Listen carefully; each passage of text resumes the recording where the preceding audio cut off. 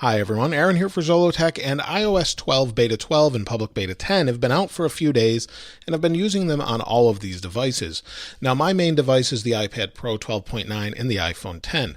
However, this one is used quite a bit, just not necessarily by me all the time, but it's an iPhone 5S.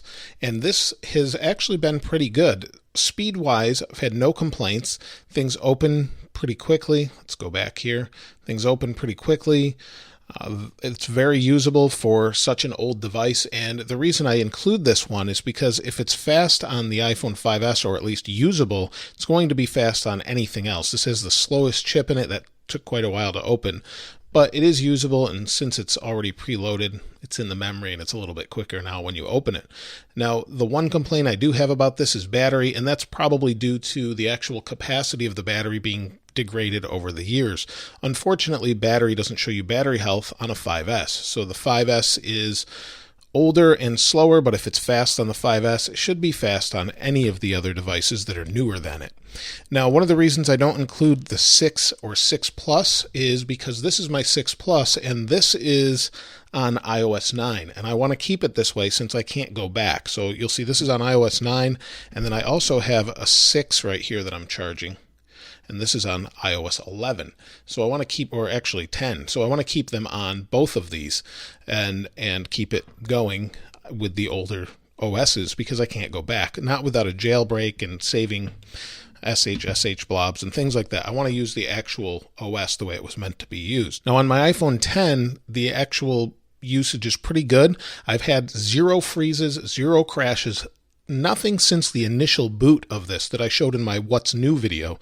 But if we go to battery here, battery health is still 100%. On this device, it's 99% on my 8 Plus.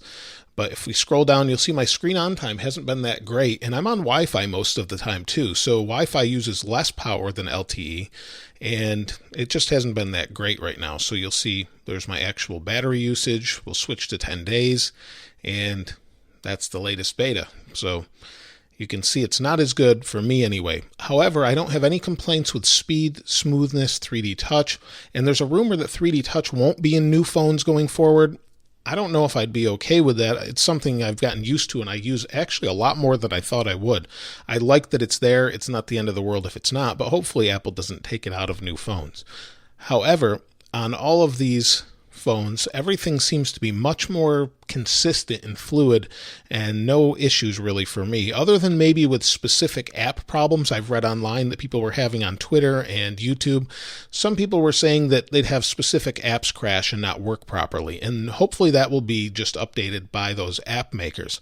Now, other than that, no complaints. I could definitely recommend using it, and I think we'll see an update here probably either tomorrow or the Gold Master in a week or so on the 12th when we have the update from Apple about the new iPhones and whatever else they're going to release, such as the watch, things like that.